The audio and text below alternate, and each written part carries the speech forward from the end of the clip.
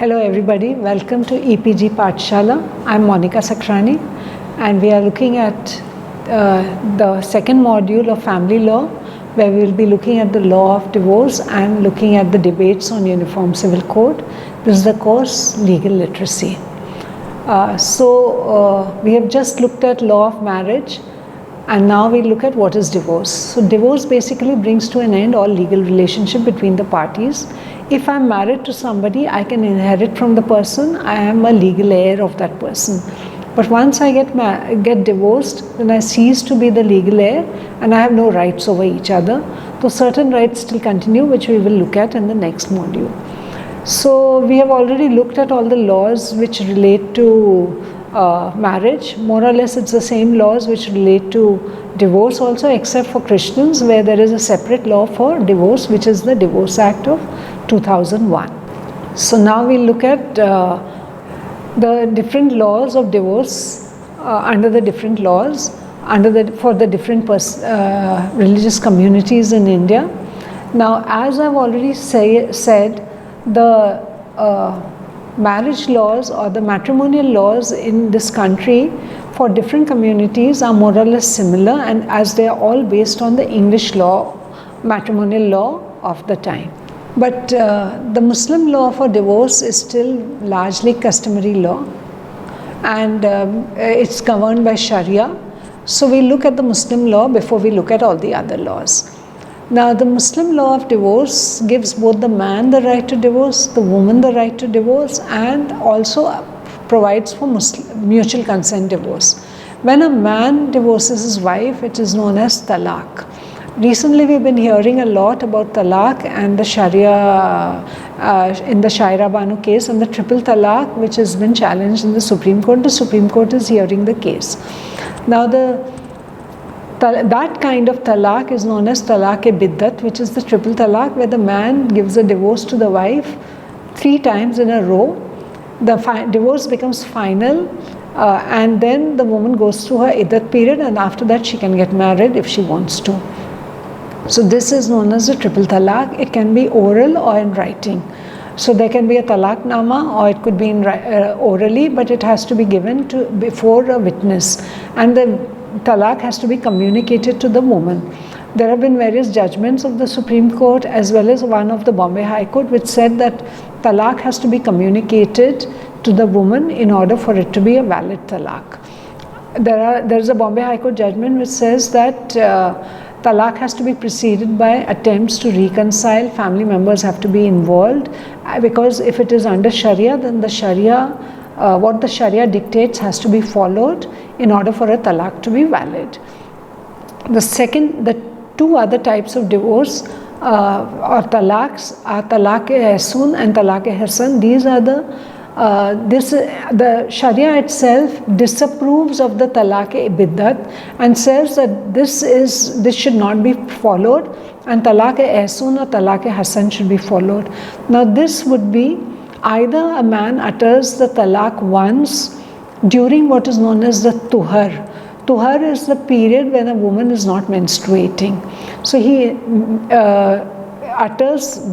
gives one talaq to the woman during the tuhar, and follows it with a period of abstinence for the entire iddat period. And if after that he does not, during this period, if he consummates the marriage, he cohabits with the wife, then the talaq automatically comes to an end. If he does not cohabit with the wife or does not have sexual intercourse with the wife till the end of the iddat period, then after the iddat period, the talaq also becomes final, the marriage gets dissolved and the woman's iddat period also comes to an end. So, or he can do it over 3 separate tuhars. So every time she is not menstruating, he gives her 1 talaq, then she gets her periods, and then he gives her a 2nd talaq, and then the 3rd talaq, and at the end of it all, the talaq becomes final. So these are the forms. This also gives the man and the woman the right to reconcile, because if talaq is given at a time when he's in there's a fight and he's angry and emotionally distraught, and at that time on the spur of the moment he gives her a talaq, He can always, there is a probability that the marriage may still be saved. Once they cool down, they can talk, and there is a possibility of reconciliation. So these are the two types of talaqs that are approved forms of talaq under Sharia. When a woman gives a divorce to the husband, there are two forms of divorces apart from the Dissolution of Muslim Marriages Act. Now, in the previous module, we said that prenuptial contracts are permitted under Islam. Now, prior to marriage, the woman can get the right to divorce. The man can give his right to divorce to the wife, and after the marriage, she has the right to give a talaq. It's called the deferred talaq. She can give the talaq to the delegated talaq. She can give the delegated talaq to the husband. So she has the right to divorce the husband whenever she wants to, and all her rights on divorce are held intact. The other way in which she can divorce her husband is through a khula. In this, she gives the husband something in consideration of the divorce. So she gives him a divorce, and she gives up some of her rights on divorce. So for example, she gives up her right to meher in a khula. Apart from that, the third type of divorce is the mutual consent divorce, where both the husband and the wife decide to go in for a divorce, and this is known as a mubara. So talaq, this will be generally in writing, and it will be before the qazi. Now, apart from this law, all the other laws, as we have already stated, there are almost identical grounds of divorce. So we'll be looking at all the divorce laws, and we'll be looking at under the grounds for divorce, and we'll be looking at under which laws, which personal laws give you the right to divorce for these grounds. So there are what we call the grounds for divorce. So divorce cannot be unilateral. In Islamic law, I don't need to give any reason in order to give a divorce. I just don't want to live with you, therefore I'm giving you a divorce. I want to get married to somebody else, therefore I'm giving you a divorce. So there is no need for, because it's a contract, either party can get out of the marriage. But when marriage is seen as a sacrament, there has to be a bigger, greater reason for you to get out of that marriage. So we, borrowing from Victorian law of England, have come up with this fault grounds of divorce, which is that I am asking for a divorce because I have been wronged, and I am the innocent party, and the other person is at fault, and therefore I want a divorce. So so we have what is known as fault grounds of divorce. We look at what constitute fault grounds of divorce within the next few slides. But if I am filed for divorce, I am a petitioner. The husband or the wife, the respondent, can also file for divorce on similar grounds. So if suppose cruelty is a ground for divorce. So I am saying that my husband has been cruel to me, and therefore I want a divorce. My husband can come to court and say that I have been cruel to him, so therefore he should get a divorce. So a counterclaim can also be filed. So, whoever is alleging a fact has to prove it. Another form of divorce which has come about recently is mutual consent divorce. From 1976, the marriage laws were amended in keeping with the changes that Western societies have made. In the West today, fault grounds of divorce are done away with, and you have what is known as mutual consent divorce or irretrievable breakdown of marriage. So mutual consent divorce is when both the parties are agreeable to a divorce and they don't want to make any allegations. Both the parties say that, we don't want to live with each other anymore for whatever reason, and they say that, we don't want to go to court and wash our dirty linen in public. We are agreeable to certain terms and conditions of the divorce, and we are filing a mutual consent divorce. That can be filed. So it's a no fault ground for divorce. The other is that if I filed a mutual consent divorce, there are certain conditions that have to be fulfilled. Now, the first condition in almost all divorce cases is that the divorce case cannot be filed within 1 year of marriage, because the courts don't want people to take marriage lightly. So even though the law provides for divorce, the law itself doesn't want couples to get married on a whim and get out of a marriage on a whim. So generally you can't present a petition for divorce within a year of marriage unless you get the permission of the court to do so.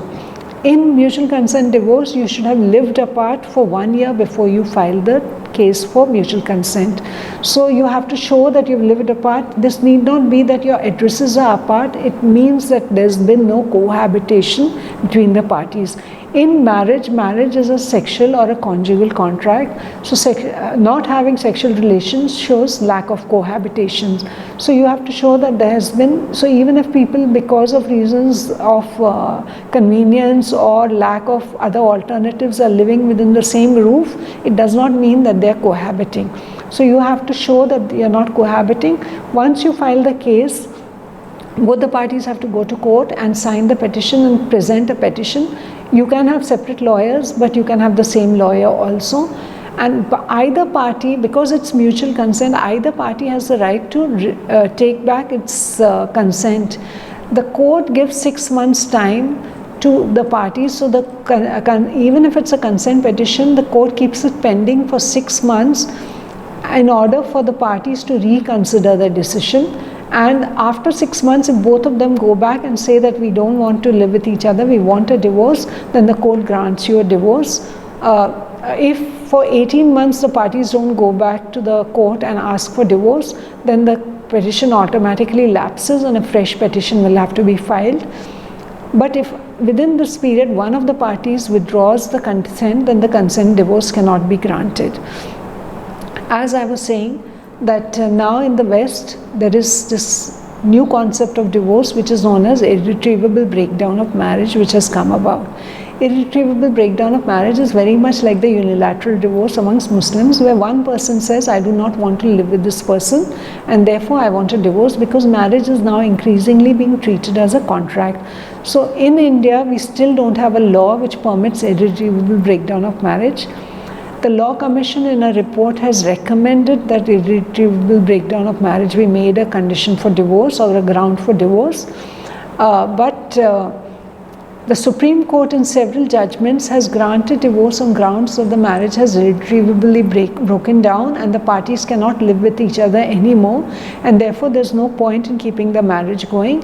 But the Supreme Court has said that only they can grant this divorce under Article 142 of the Constitution of India.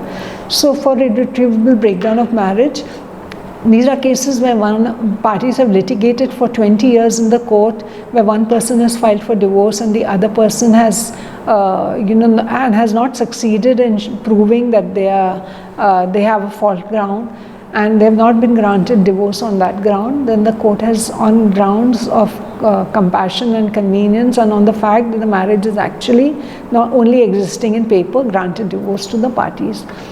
Now, amongst the Hindu law also permits customary forms of divorces, where a community follows customary forms of divorces like chod chitti, etc. The community can continue with the form of divorce. Now, what are the forms of divorce? Grounds for divorce, fault grounds of divorce. Now, the foremost fault ground of divorce is cruelty. Cruelty can be both mental and physical, and it should not be normal wear and tear of marriage. So, cruelty can be both physical and mental. Then there is adultery. So this is covered under all matrimonial laws. Cruelty is a ground of divorce. Adultery is a ground of divorce under all matrimonial laws. Adultery basically means where a person is in a sexual relationship with somebody apart from the husband or the wife. You have to name the other person in your petition. You have to make that person a party to your petition and name that person as what is known as a co-respondent. That because the person has to have the right, if I am named in somebody's petition and I am not called in court at all, then I do not know that I am actually there. So I should be heard. I should have the right to, clear my reputation. Because it can be, one of the things that was written in the previous slide is there should be no collusion between the parties. So if a husband and wife collude, like for example, under the Indian Divorce Act, the grounds of divorce were very limited. It was, husband could get a divorce on grounds of adultery, whereas a wife could get a divorce on grounds of adultery coupled with cruelty or coupled with desertion. Now in that case, and there was no mutual consent divorce, so many of the couples would actually go to court and file a adultery case in order to get a divorce, because they couldn't get a mutual consent divorce.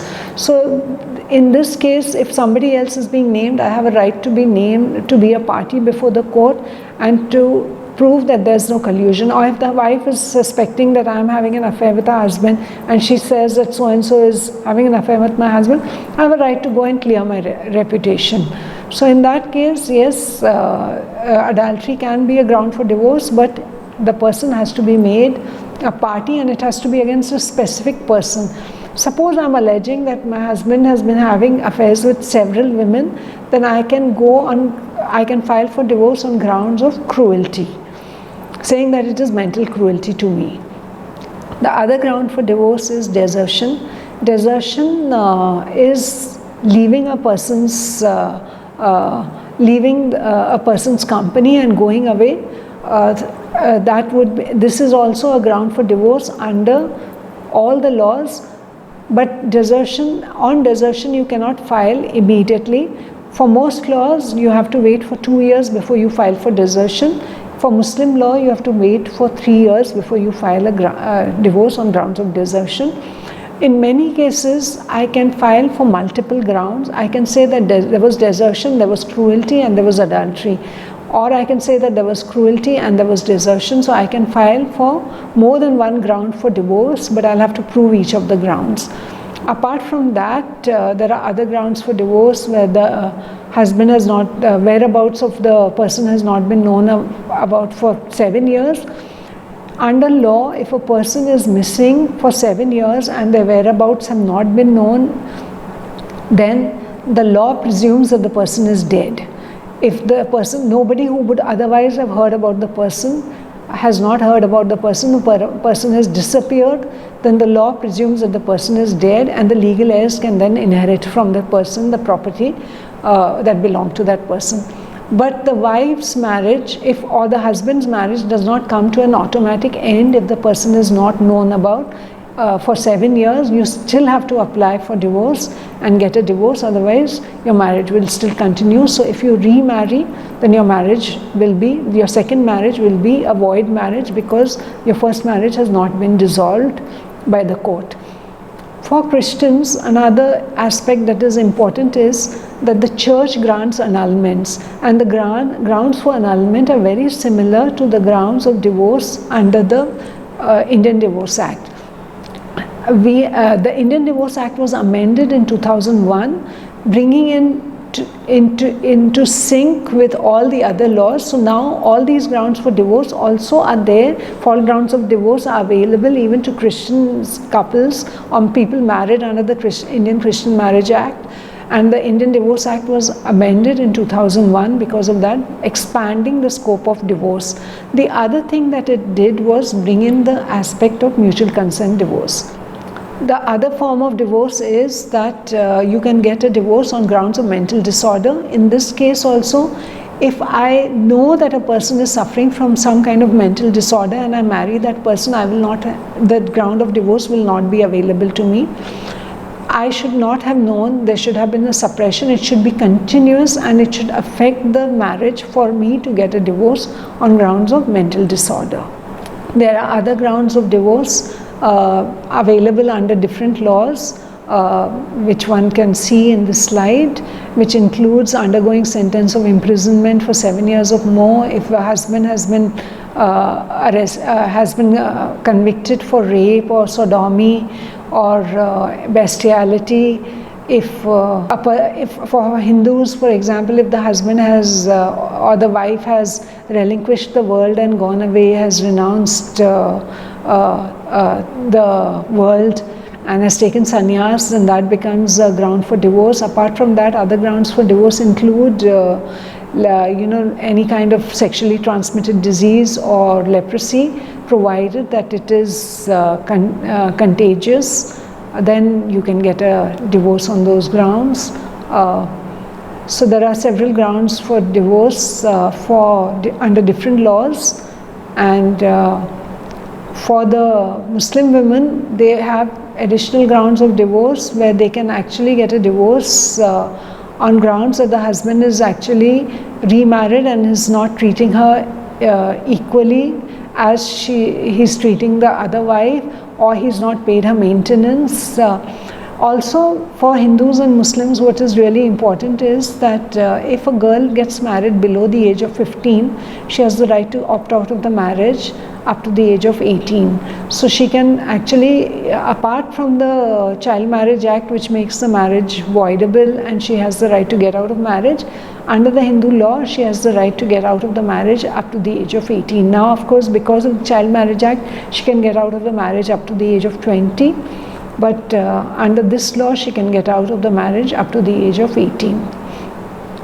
Now we look at, so these are, apart from these, if there is any violation of any condition of any order of the court, the person gets a right to get out of the marriage. So if the husband has been ordered to pay maintenance, and for 1 year he has not paid maintenance, and there is no resumption after the order of maintenance, if for 1 year there is no resumption of cohabitation, then under certain laws the person can apply for divorce.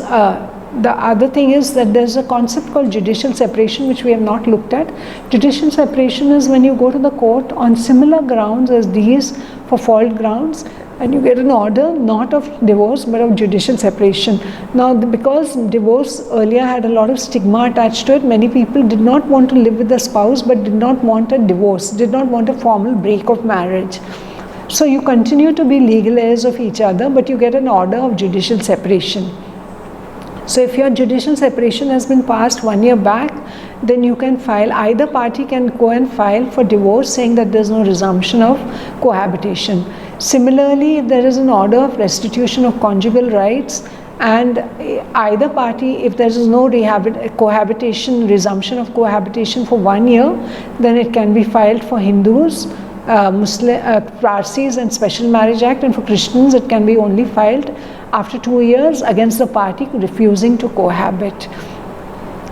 For Christians and Parsis, a willful refusal to consummate marriage is a ground for divorce, and if the wife was pregnant by a man other than, so for Parsis, for others it is makes it a voidable marriage, but for Parsis this makes it a ground for divorce. Now we look at what is cruelty. As already stated, it is mental and physical cruelty. The courts have held that it does not mean normal wear and tear of marriage, but something beyond that. Till recently, the courts were not willing to say what exactly constituted cruelty, and they generally said that it depended on the context of the case, on the facts of the case. But in a recent case, Samar Ghosh versus Jaya Ghosh, the court laid down certain acts which would amount to mental cruelty.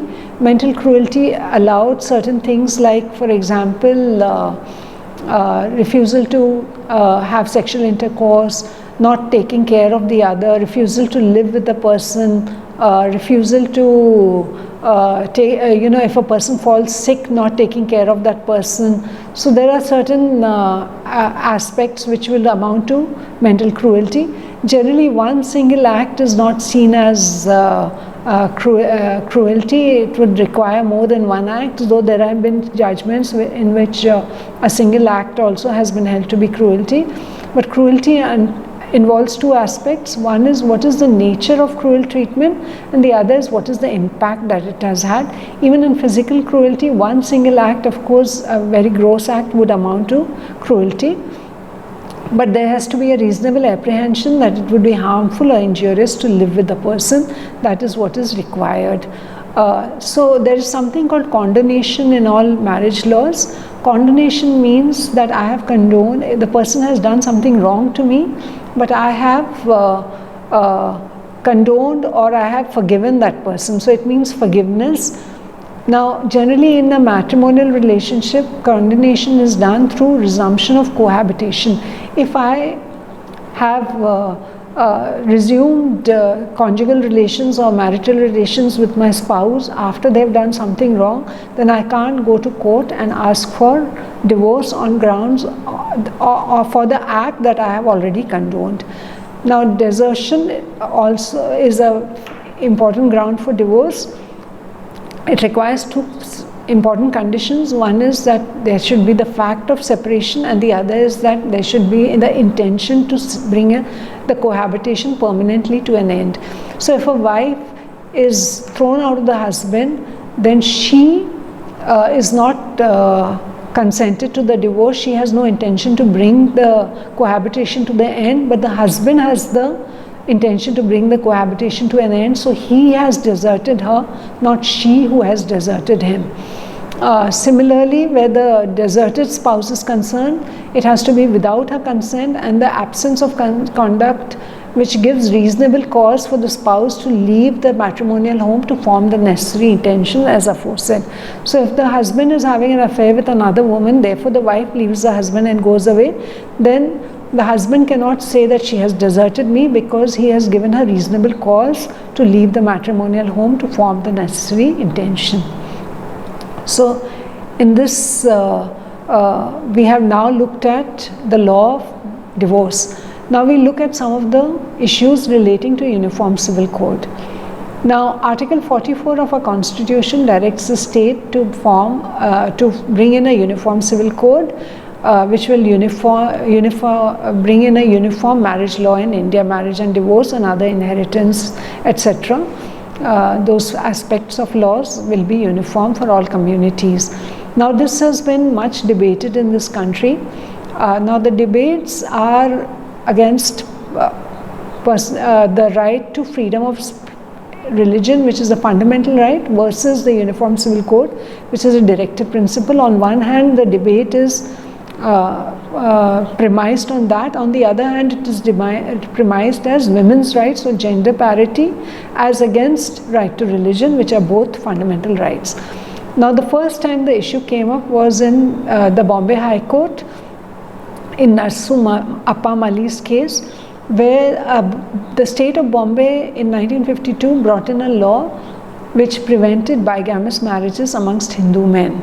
So the matter was challenged by saying that it discriminated between Hindu men and Muslim men who had the right to marry more than once. And it also talked about the right to religious freedom and the fact that Hindu religion gives the man the right to marry more than once. Now the court held in this case, they refused to strike down the law by saying personal laws are not laws passed by the parliament, they are religious laws, and therefore they cannot be challenged using the constitutional principles. In another case, Ahmedabad Women's Action case in 1997, AWAG, which is a women's group in Ahmedabad, actually looked at all the personal laws which are passed by the parliament and said that these discriminate between men and women, and these are so on grounds of gender discrimination they should be all struck down. In this case, the Supreme Court said that this is a matter of policy, and it is for the state to decide the parliament to decide what kind of laws to pass, and they refuse to interfere. In another case, Shah Banu's case, which we'll be looking at in the next module, the court actually recommended that Uniform Civil Code should be brought in. So today we have various debates on Uniform Civil Code. Different people have different positions. So there are these four frameworks. One is that there should be a Uniform Civil Code for all. The other position, the other polarized position is that no, personal law should continue. And the two mid positions are that there should be a Uniform Civil Code for all and option to choose personal laws for those who want to use to be governed by personal laws. And the others is what you call reverse optionality, that is personal laws for all and an optional civil code for those who wish to opt for the same. So in India today, actually the position that we have is the last position, because we do have a Special Marriage Act under which those who want to opt for civil laws or a secular law have the right to opt for it. Any two people, irrespective of which religion they belong to, without conversion can get married under this act. Even if I belong to the same religion as my husband, I still have the right to opt for to marry under the Special Marriage Act. So this is an option. This is the present position that we have today in India. So thank you very much. We have looked at personal laws, the debates on Uniform Civil Code, as well as the law relating to divorce in this module.